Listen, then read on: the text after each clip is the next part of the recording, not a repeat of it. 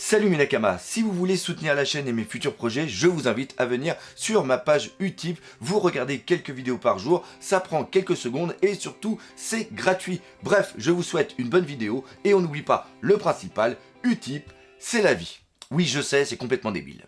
Salut mes Nakamas, c'est le Doc, j'espère que vous allez bien. Bienvenue pour la réponse aux commentaires. Je ne sais pas combien de temps on va faire cette vidéo, donc de toute façon je vais essayer de foutre une timeline à l'intérieur, enfin dans la description de celle-ci, pour que vous puissiez aller aux différents endroits. On va parler bien sûr de la prime de Barbe Noire, on va bien potasser dessus. On va parler de Mihawk, on va parler des fruits du démon et on va parler de la fin de One Piece. Pourquoi? Parce que normalement aujourd'hui hier, je vous ai fait la critique analyse, normalement elle était en deux parties. Je voulais parler justement de la fin de One Piece qu'on sent arriver, mais j'ai pas eu le temps hier de terminer la vidéo, donc je vais la reprendre et je vais la mettre en fin de vidéo ici parce qu'il y a eu quelques petits commentaires qui étaient assez sympathiques et qui rebondissent justement sur cette fin de One Piece. Encore une fois, je sais pas si j'ai dit, mais cette vidéo va sûrement durer longtemps, donc on va pas perdre de temps et on va commencer tout de suite avec les premiers trucs. Alors les premiers commentaires là, ça va surtout être sur des trucs génériques au niveau de la vidéo que j'ai fait.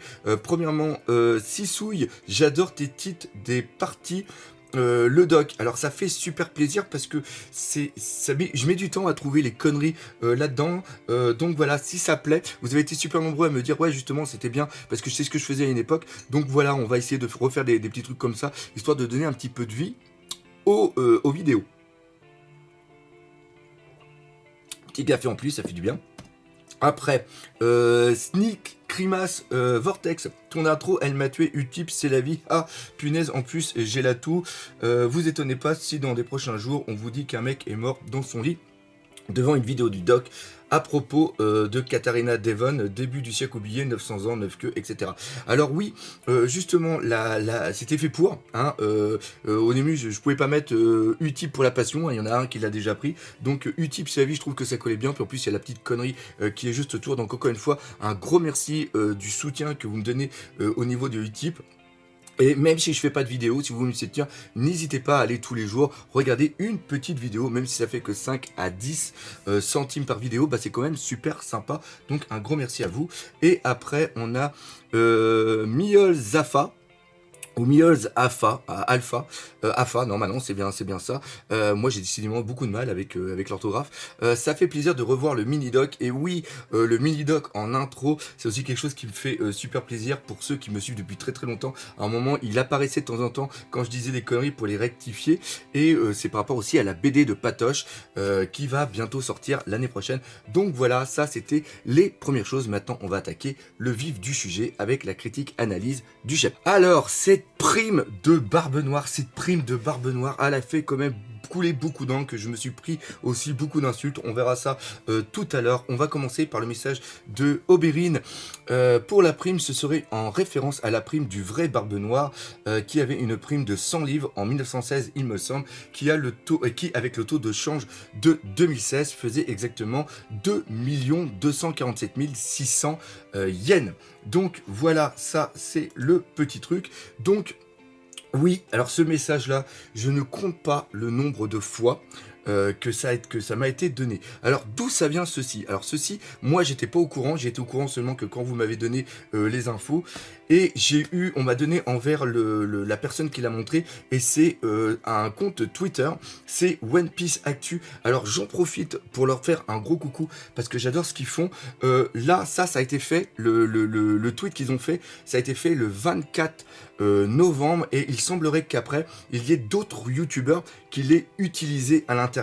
Donc voilà, alors pour beaucoup, la prime semble bizarre. Il a donc fait des recherches. Là, on parle d'un mec. Je crois qu'ils ont eu ça par rapport à One Piece Reddit, ou un truc comme ça. J'y vais jamais d'ailleurs. Il a donc fait des recherches sur le vrai Barbe Noire et a vu que sa prime en 1916 était de 100 pounds. Alors 100 pounds, ça fait 100 livres. 1 pound égale 1 livre. Hein, c'est le même nom pour la même monnaie. Ce qui représente en 2016 la somme de 19 869 dollars américains, qui converti en yens donne la somme de 2 247 600 000. Alors déjà, vous avez fait une faute parce que ça ne donne pas une somme de 2 milliards, mais ça donne une somme de 2 247 600. Donc là, il y a les différentes infos. Et ça, c'est un truc que j'ai l'habitude de faire et je vous invite aussi à le faire. C'est de ne pas prendre tout pour acquis. C'est-à-dire que quand on a une information qui arrive comme ça, moi ce que j'aime, c'est aller chercher. Et comme je ne connaissais pas cette référence, moi à la base, quand j'ai entendu parler de ça, j'ai fait parce qu'au début on m'a dit, ouais, ça correspond à la prime de Barbe Noire. Bon, et après j'ai fait des recherches hier soir, j'ai passé un temps fou avant de voir ça, et moi je suis pas tombé du tout sur le même résultat, et on va en parler ensemble, parce que alors déjà, d'où ça vient la conversion qui a été faite? Alors ça vient de l'université du Wyoming. On va sur le site, après il y a un truc qui a été fait justement qui permet de comparer certaines valeurs de la livre en fonction des ans. Et donc là, je vous donne le résultat qui a été créé par rapport à 2016. Alors il a pris la date de 2016 parce qu'il se dit, tiens, c'est peut-être à cette époque-là que Ichiro Oda a recherché la prime de Barbe Noire, chose que je ne pense pas du tout. Je pense que la prime de Barbe Noire, il l'avait déjà en tête depuis un bout de temps, et il faut bien savoir que c'est une prime qui a évolué quand même avec le temps, ce n'est pas une prime de départ. Et après on arrive sur le meilleur. J'ai fait un bout de temps que je fais des recherches sur Barbe Noire. Pourquoi? Parce que j'ai envie de faire une recherche sur le véritable Barbe Noire, vu qu'on sait que d'un point de vue physique, le Teach qu'on connaît, le Barbe Noire qu'on connaît de One Piece, ressemble énormément au véritable Barbe Noire qui a existé dans la vraie vie. Et bon, bah là j'ai perdu le truc, ou alors c'est mon petit chat, je ne sais pas. Je vais en profiter pour prendre un petit coup de café. Et donc lui, il s'est basé sur la date de 1716 pour trouver une prime de 100 livres. Alors j'ai fait des recherches et je n'ai pas trouvé de date vraiment de truc qui s'est passé au niveau de 1716. Ça faisait longtemps qu'il était au niveau de la piraterie et il était encore sous les ordres d'autres capitaines. Il faut savoir que la prime qu'on a au niveau de la mort de Barbe Noire est une prime de 400 livres. C'est-à-dire que les personnes qui l'ont tué, à la fin, ils se sont séparés la prime. D'ailleurs, il y a Ménard qui était dedans. Ça, pour ceux qui le savent, vous avez la petite référence par rapport à un autre personnage de One Piece. Eh bien, la prime, à la fin, c'est-à-dire la prime quand Barbe Noire était vraiment capitaine d'une flotte et capitaine de son vaisseau et capitaine d'une flotte, elle était de 400 livres. Donc il y a déjà quand il y a eu l'ellipse des 2 ans, donc ça remonte à plus de 6-8 ans au niveau de One Piece, eh bien Barbe Noire était déjà commandant d'un équipage et surtout commandant d'une flotte. Donc si on doit choisir une prime, il faut choisir une prime qui correspond exactement à au même niveau de personne. C'est-à-dire que si on prend un Teach qui est maintenant empereur, il faut prendre un Teach qui est à la fin presque à la fin de ce qu'il a réussi à faire. Donc pour moi, la prime de 400 livres est pour moi quelque chose qui est beaucoup plus raisonnable. Maintenant, on va parler aussi d'autre chose. On va parler de la conversion, parce que c'est hyper facile d'aller sur un site et faire certaines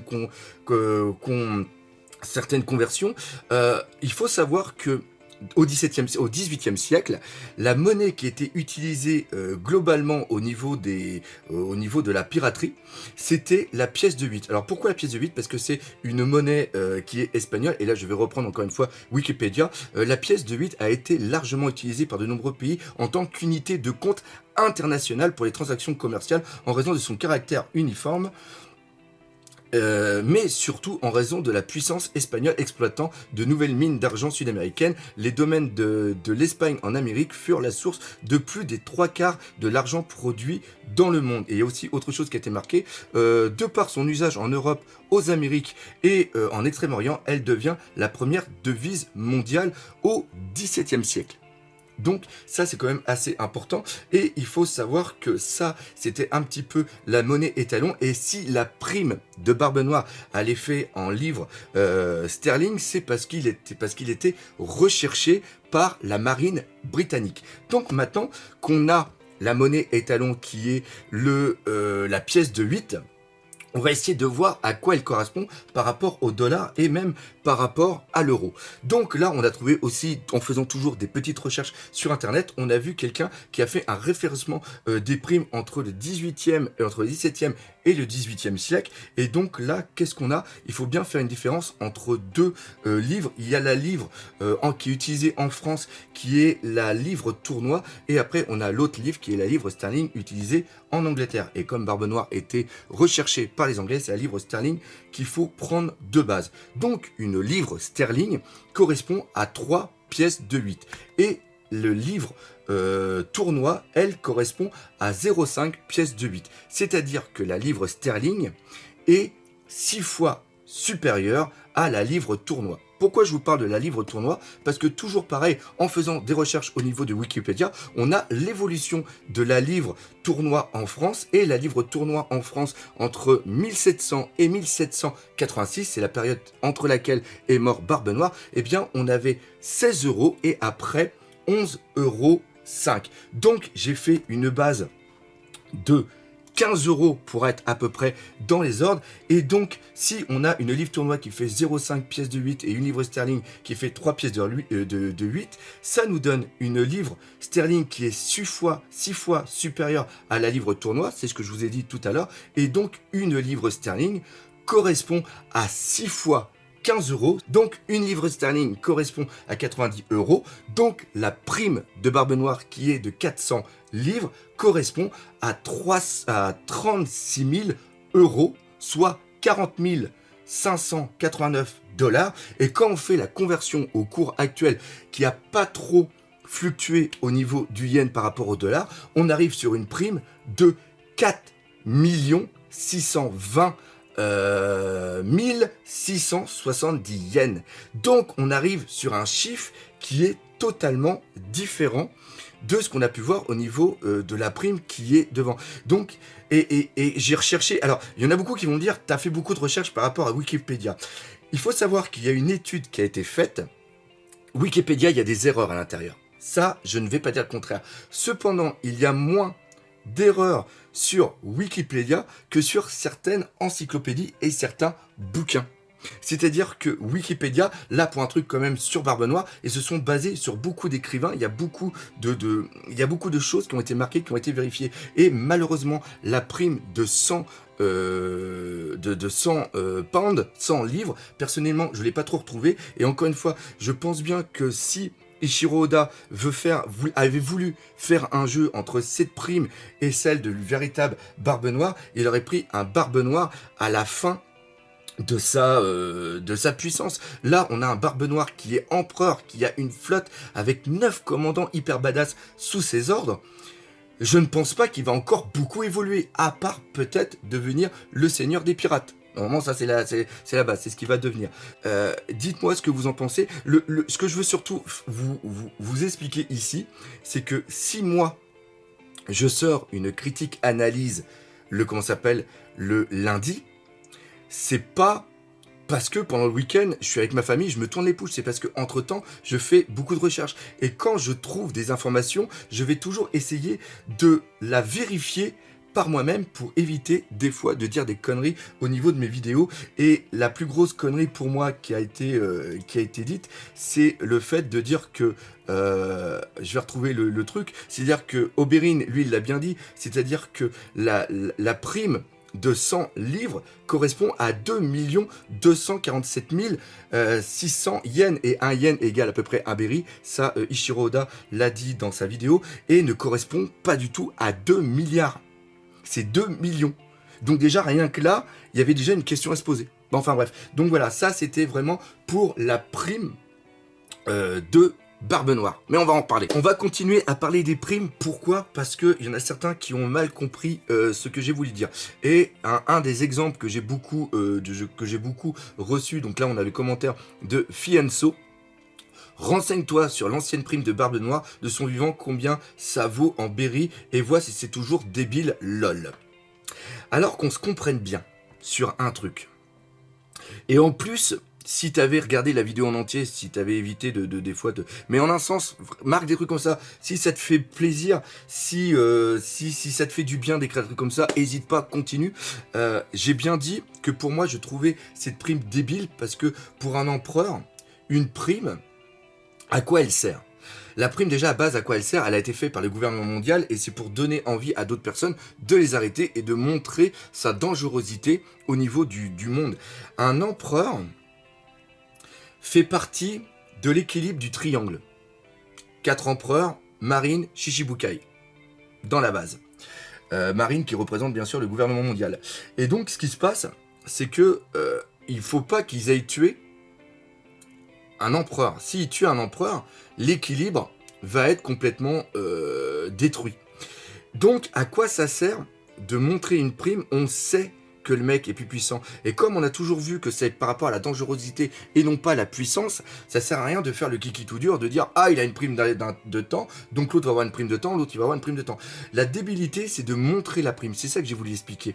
Et j'ai dit aussi dans ma vidéo, si Ichiro Oda, il met des chiffres aussi compliqués, c'est qu'il y a une raison et que j'ai pas encore eu le temps. Regardez ma vidéo encore, j'ai bien dit que je n'ai pas eu le temps de faire la vérification. Et au moment où je fais la vidéo, je suis même pas au courant que sur le net est en train de circuler une théorie sur le fait que ça soit par rapport à la véritable prime qu'avait le barbe noire en vrai. Donc c'est ça qui est vraiment important. C'est-à-dire que, regarde si c'est toujours débile, oui, je maintiens.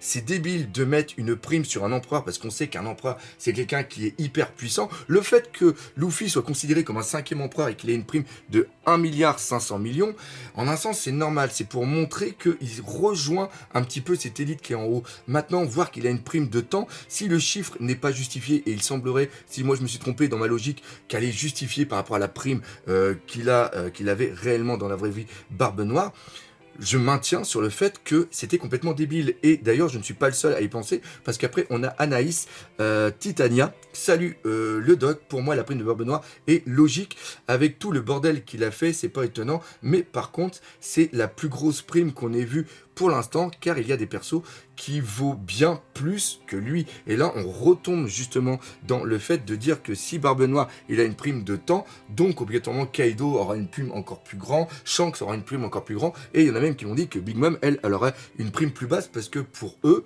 Big Mom est beaucoup moins forte que Barbe Noire. Alors que la puissance d'un empereur ne se juge pas sur la puissance au niveau des patates, la puissance au niveau de son fruit du monde, c'est plutôt sur l'aura qu'il a au niveau du Nouveau Monde. Par exemple, Kaido devrait avoir une prime vraiment immense. Pourquoi? Parce qu'il est à Wano Kuni, et Wano Kuni fait peur au gouvernement mondial. Donc voilà, donc ça c'est la logique. Après, il y en a d'autres qui me rejoignent. Après, on a Natsu, Dranir. Ça fait plusieurs fois que tu fais des commentaires. Les primes, maintenant, sont clairement à l'échelle de puissance, et non pas seulement pour montrer la menace pour le gouvernement. C'est pour montrer que Luffy, c'est pour montrer avec Luffy, quand il a dit à Katakuri, je veux le battre à pleine puissance, je veux le battre l'homme à 1 milliard de berry. Oui, là je suis d'accord avec toi, parce que là si on reprend Katakuri qu'il ait une prime, Katakuri n'est pas un empereur, Katakuri est une personne sous les ordres d'un empereur. De ce fait, pour moi, les gens qui sont sous les ordres doivent avoir une prime, mais un empereur en tant que tel n'a plus besoin d'avoir de prime. Shanks, ça fait plusieurs fois qu'on le voit, il n'y a jamais eu une seule prime qui a été montrée. Barbe Noire, elle a été montrée plusieurs fois, on n'a jamais eu de prime qui a été mise sur sa gueule. Au niveau de Marineford, dites-moi si je me trompe, Barbe Blanche, excusez-moi, a été montrée plusieurs fois, et jamais, il n'y avait eu de prime sur sa gueule. Alors pourquoi on fout une prime sur Barbe Noire? C'est ça que j'ai essayé d'expliquer. Et après, on a Jean Getchell. Les primes sont dans One Piece, pour moi, un kikimeter. C'est pour annoncer l'importance des personnages dans l'œuvre. Et pour moi, tu as parfaitement raison. Et on remarquera aussi, normalement, qu'il y a eu des réponses qui avaient été marquées en dessous de chaque commentaire. On va passer maintenant au petit Mihawk. Énormément de commentaires pour me dire que j'avais fait une erreur au niveau de ma critique analyse. D'ailleurs, il y en a certains après qui m'ont repris. Je vous dirai un petit peu ce qu'ils m'ont dit après. Mais là, on va prendre le commentaire de Roy Christo. En fait, Mihawk dit à Perona, tu ferais mieux de partir, il se trame quelque chose à la rêverie. C'est un problème de traduction qui a été résolu par Scantrad. D'ailleurs, j'ai plus le chapitre, mais en gros... il dit bien... Alors, attendez, on va essayer de retrouver quand même le chapitre avec la page. La page, voilà, ce qu'il dit, c'est... donc là, on a merci pour tout ce que tu as fait pour moi. Tu es vraiment pénible comme fille. Et après, on passe sur toutefois, je pense qu'il est judicieux de partir d'ici. Et après, Perona a fait il se trame des choses étranges à la rêverie. Et oui, ça a totalement changé de ce qu'il y avait. D'ailleurs, on va relire ce qu'il y avait à la base. Donc, on va retrouver ce petit, tac, tac. Donc, c'est là.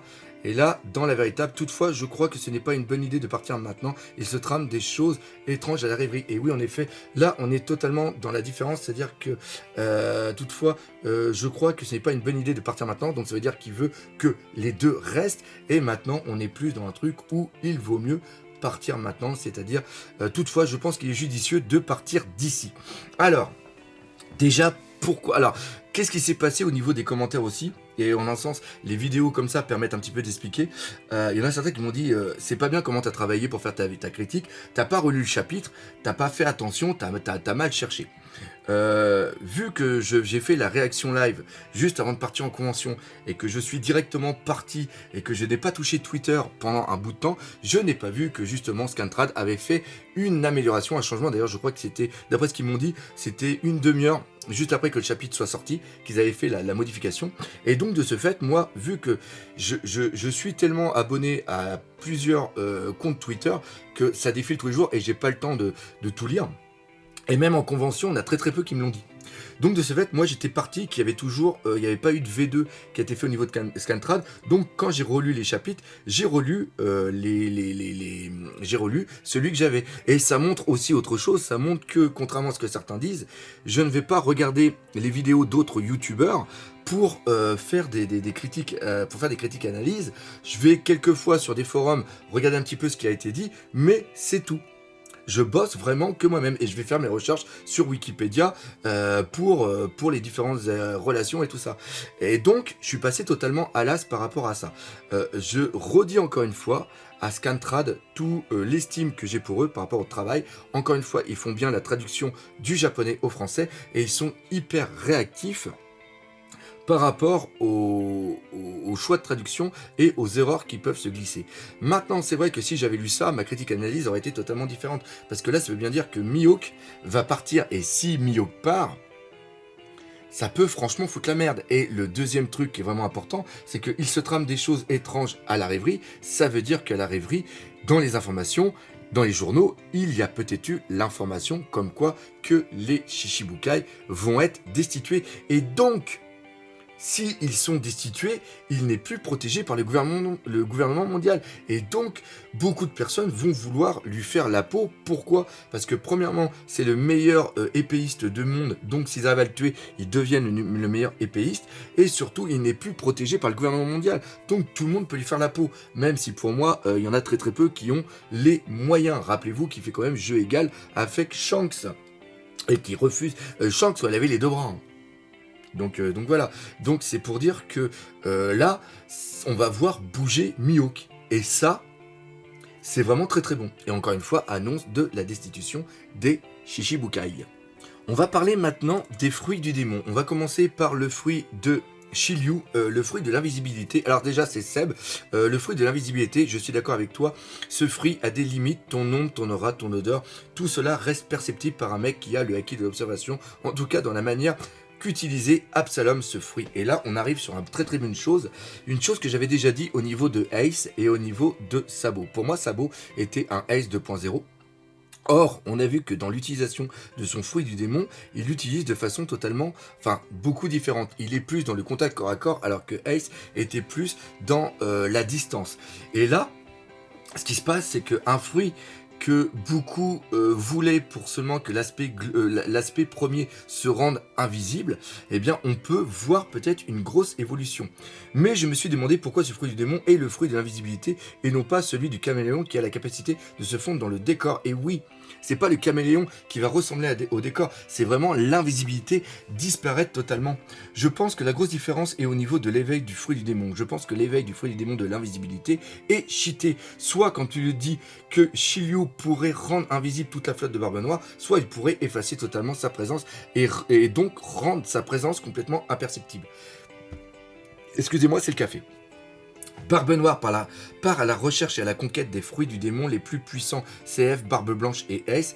D'ailleurs, je pense que le OP Nomi de Trafi intéresserait grandement Barbe Noire. Et tu as parfaitement raison parce que Doflamingo aussi le cherchait et une partie du gouvernement mondial aussi à une époque le cherchait. Et ce qui est vraiment intéressant dans ce que tu as dit, c'est que Barbe Noire, à l'encyclopédie des fruits du démon. Donc, il les connaît tous et il sait lesquels vont aller le mieux au niveau de son équipage. Et donc, oui, si Shiryu de la pluie possède ce fruit, c'est obligatoirement qu'il va avoir une très très grande utilisée. Maintenant, on va faire une petite théorie. Si, est-ce qu'il arriverait aussi à s'effacer au niveau du temps? C'est-à-dire qu'on sait que Katakuri, lui, voit le véritable futur qui va se réaliser, et donc s'il arrive à s'effacer au niveau du temps, il n'y aura plus de projection des actions de, comment ça s'appelle, de Shiryu, et ça pourrait être super, super, super badass. Maintenant, on va passer à quelque chose que j'ai aussi énormément lu. Je ne sais pas si d'autres youtubeurs, où ça avait été marqué dans certains forums, c'est Terence Richier. N'oublie pas que quand Jack attaque la flotte de la marine, pour récupérer Joker, il y avait un bateau avec la proue de Mammouth. Celui-ci doit être celui de Jack, mais il y avait aussi des bateaux avec proue de Scorpion. Je pense que ça doit être à l'instar d'une autre calamité. Sinon, on t'aime, le doc continue comme ça. Donc déjà, un gros merci à vous. Donc, beaucoup m'ont dit que Queen, vu qu'il avait un chignon qui faisait penser à une queue de scorpion, qu'il aurait peut-être le fruit du démon du scorpion. Et il y en a certains qui disent, bah justement, on a vu des bateaux avec la proue de scorpion. Je ne pense pas que les calamités se prêtent les bateaux les uns les autres. C'est un peu comme si tu disais que différentes flottes pouvaient se prêter les bateaux entre différents capitaines. Il y a une course, il y a un... C'est-à-dire que, tel qu'on l'a vu là, au niveau des trois calamités, ils se détestent. Donc, ils vont pas aller les aider.